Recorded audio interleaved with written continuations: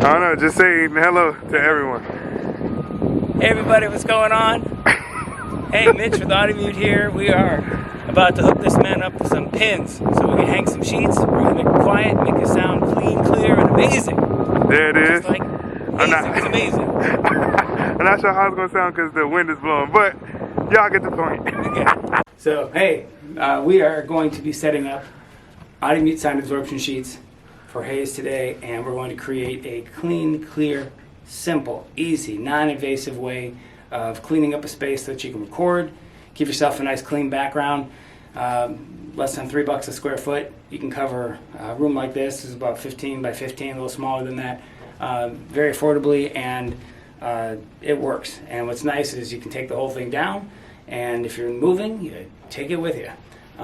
You can put them up and take them down even in the same space. Some people even have some ways of using them as go-betweens as well. But very simple, easy, turnkey solution. We're going to implement that this morning. We're going to use a little different hanging method. We're going to use T-pins this morning. We'll demonstrate how that works. It can be even less invasive than the standard Audimute hanging solution for sound absorption sheets. So glad you're here, and we're going to get started.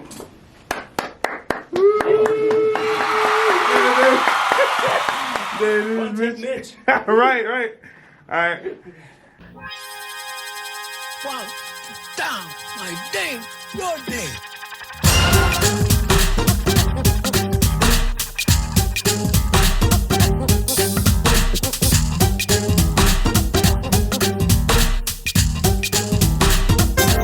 I can't cheat because this is already working. Hold that.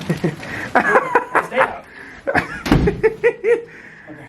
So, you can tell by the sound of my voice that it's pretty reflective in here. 1, 2, 3. 1, 2, 3. You can hear, you need some clarity, right? Mm-hmm. So here's what people say, and it really is kind of interesting to experience it because we just did. So I'm just going to bring that sheet in here and listen to how the sound changes. One sheet. As soon as you bring this into the room, all right, as soon as you bring it in, you can already hear the sound of my voice is different. 1, 2, 3. 1, 2, 3. I just took it out of the box. We didn't even put them up on the wall yet. So that's kind of cool when you kind of hear that efficacy starting. See what I'm saying? Mm-hmm. See why I love this stuff? I get excited. Why am I so geeked out? Well, here you go. Typically, when you hang these up, you can hang them up. We're going to go heavy coverage here. Hayes hits the drums pretty hard. So we want to make sure that we have enough sheets in here to help absorb the energy that he's dishing out. And it's also a square room, which is a tough shape in our business, the acoustics world. So you could, if you're just cleaning up for, say, voice, and you had a podcast room or something, you wouldn't have to coat as heavy or treat as much of the surface area as we are doing today. But I think by probably put 2 on each wall at least. So you'll hear what that sounds like.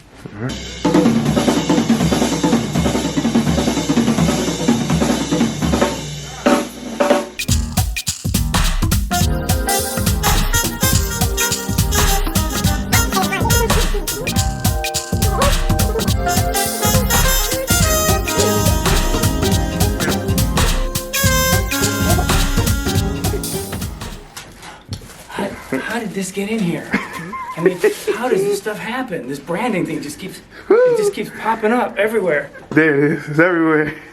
That's it.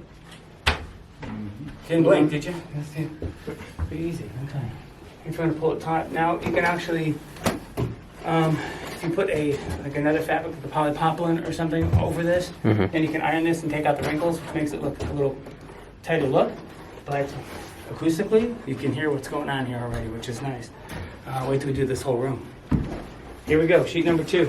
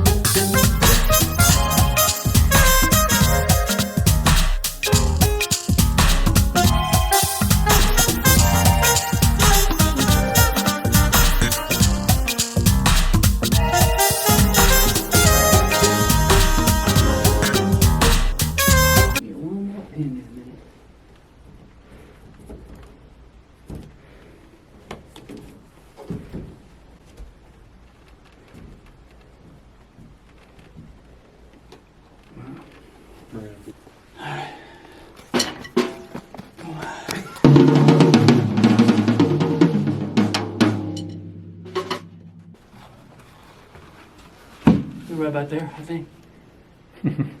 Sure, yeah.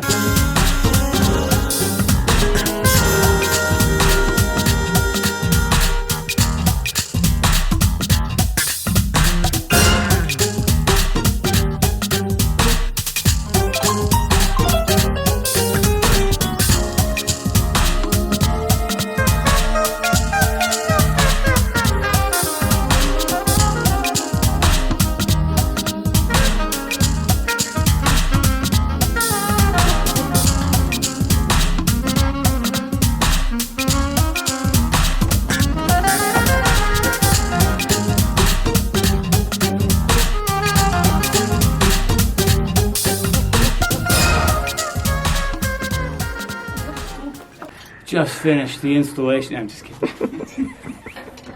So we just finished installation at Hayes' place, practice place, and put up sound absorption sheets so we can clean up those mids and highs and contain some of this energy within a very square room.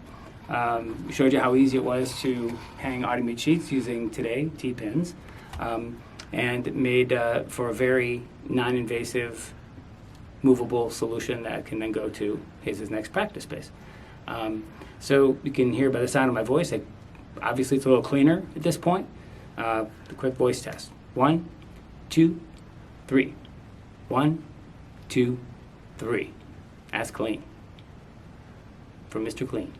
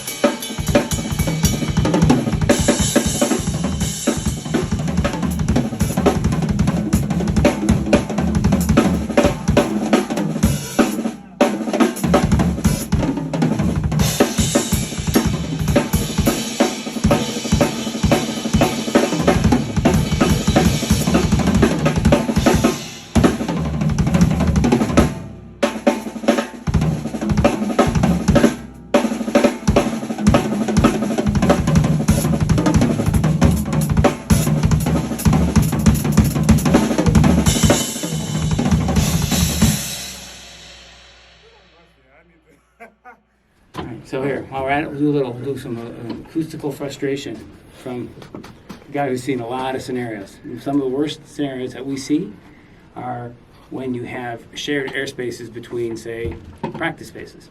So if you look at that guy right there, that's plenum return. So what that means is all this air above my head here comes in. This is where the HVAC comes into the room, and the pressure relief for that from that area comes in here, goes through there, and then all that air is sucked back into a central point and then redistributed to all the rooms or offices, what have you. So the most common problem we see in offices, which is going to be inherent to this space even as a practice space, is that you have direct air connectivity that's shared between this office and all the other offices above the plenum, which is above this ceiling, throughout the space. So it gets really tricky to isolate because sound travels through air. So you don't want to cut that off either, because then you choke your HVAC system and you don't get good airflow.